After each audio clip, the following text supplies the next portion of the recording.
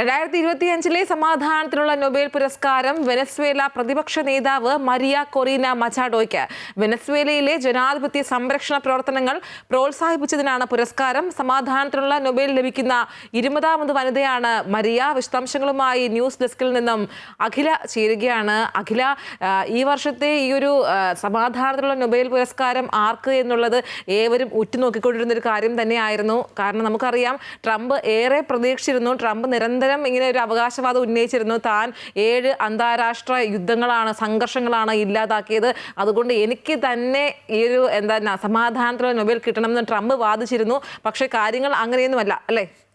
തീർച്ചയായിട്ടും കാര്യങ്ങൾ അങ്ങനെ ഒന്നുമല്ല. സമാധാനത്തിന്റെ നൊബേൽ തീർച്ചയായും അർഹമായ കൈകളിലേക്ക് എത്തുകയാണ് എന്നുള്ളതിൻ്റെ പ്രധാന തെളിവാണ് ഈ ദിവസത്തെ നൊബേൽ സമ്മാന പ്രഖ്യാപനം. തൻ്റെ അത്ര അർഹത മറ്റാർക്കുമില്ല എന്നുള്ള ഐശ്വര്യ സൂചിപ്പിച്ച പോലെ തന്നെ ട്രംപിൻ്റെ അവകാശവാദം ഉണ്ടായിരുന്നു. അധികാരത്തിലേറി 7 മാസത്തിനകം India, Pakistan, Cambodia, Thailand, Kosovo, Serbia, Congo, Rwanda, Israel, Iran, Egypt, Ethiopia, Armenia, Azerbaijan തുടങ്ങിയ 7 അന്താരാഷ്ട്ര സംഘർഷങ്ങൾ അവസാനിപ്പിച്ചു, അല്ലെങ്കിൽ യുദ്ധങ്ങൾ പരിഹരിക്കാൻ തനിക്ക് സാധിച്ചു എന്നതായിരുന്നു ട്രംപിൻ്റെ അവകാശവാദം. ആ അവകാശവാദത്തിന് ഒക്കെ അപ്പുറത്തേക്കാണ് ഈ പുരസ്കാരം കിട്ടിയിരിക്കുന്നത്. വെനസ്വേലയിലെ ജനാധിപത്യ അവകാശങ്ങൾക്കും സ്വേച്ഛാധിപത്യത്തിൽ നിന്ന് ജനാധിപത്യത്തിലേക്കുള്ള ഒരു വഴി തുറക്കുകയും ചെയ്ത മരിയ കൊറീന മച്ചാഡോയുടെ പ്രവർത്തനങ്ങൾ ശ്രദ്ധേയമായിരുന്നു. ആ പ്രവർത്തനങ്ങൾക്കാണ് സമാധാനത്തിനുള്ള നൊബേൽ സമ്മാനം ലഭിച്ചിരിക്കുന്നത്. ലാറ്റിൻ അമേരിക്കയിൽ ഈ അടുത്ത് ഉണ്ടായ ജനാധിപത്യ പ്രക്ഷോഭങ്ങളുടെയൊക്കെ മുൻനിരയിലുള്ള കരുത്തുറ്റ നേതാക്കളിൽ ഒരാളായിരുന്നു മരിയ. വെനസ്വേലയിലെ പ്രതിപക്ഷ കക്ഷികളെ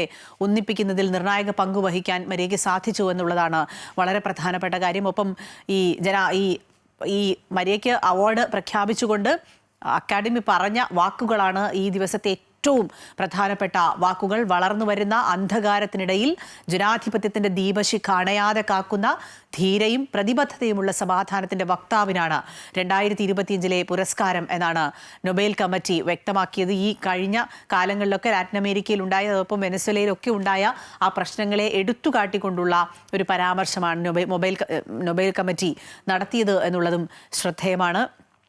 ഒപ്പം തന്നെ ഐശ്വര്യ സൂചിപ്പിച്ചതുപോലെ തന്നെ ഈ നൊബേൽ സമ്മാനം ലഭിക്കുന്ന 20ാമത്തെ വനിതയാണ് മരിയ. 2011 മുതൽ 2014 വരെ വെനസ്വേലയുടെ നാഷണൽ അസംബ്ലിയിലെ തെരഞ്ഞെടുക്കപ്പെട്ട അംഗമാണ്.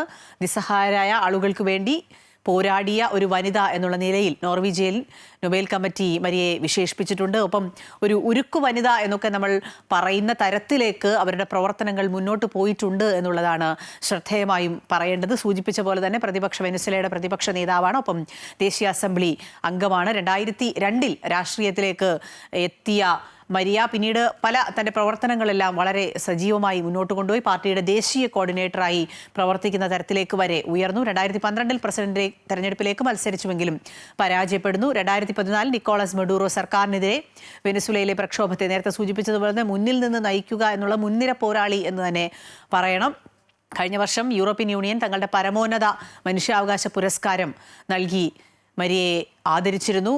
ഒപ്പം ഈ ഐശ്വര്യ ആദ്യം സൂചിപ്പിച്ച പോലെ തന്നെ ട്രംപിന് നിരാശ നൽകുന്നതാണെങ്കിൽ കൂടി, പ്രത്യേകിച്ച് വനിതകൾക്ക് ഏറെ പ്രാധാന്യം നൽകുന്ന ഈ കാലത്ത് ഒരു വനിതയ്ക്ക് നൊബേൽ സമ്മാനം കിട്ടുന്നു എന്നുള്ളത് വളരെ ശ്രദ്ധേയമാണ്. അതും തൻ്റെ പ്രവർത്തനങ്ങൾ കൊണ്ട് അത്ര ശ്രദ്ധേയമായ പ്രവർത്തനങ്ങൾ സാധാരണക്കാരായ ആളുകൾക്ക് വേണ്ടി, നിസ്സഹായരായ ആളുകൾക്ക് വേണ്ടിയുള്ള ആ വലിയ പ്രവർത്തനങ്ങൾക്ക് അംഗീകാരം തേടി എത്തുകയായിരുന്നു. മനുഷ്യാവകാശ പ്രവർത്തക, രാഷ്ട്രീയം ഒക്കെ മരിയയുടെ പ്രവർത്തനങ്ങളുടെ ഭാഗമായി ഉണ്ട്. ഏതായാലും മരിയയ്ക്ക് അഭിനന്ദനങ്ങൾ. ഒപ്പം ഈ നൊബേൽ കമ്മിറ്റിക്കും വലിയ അഭിനന്ദനം കിട്ടുകയാണ് ലോകരാജ്യങ്ങളുടെ ഇടയിൽ നിന്ന്.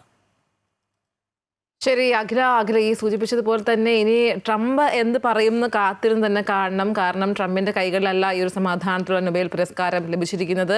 ഏതായാലും വിശദാംശങ്ങൾ നൽകുകയായിരുന്നു അഖില.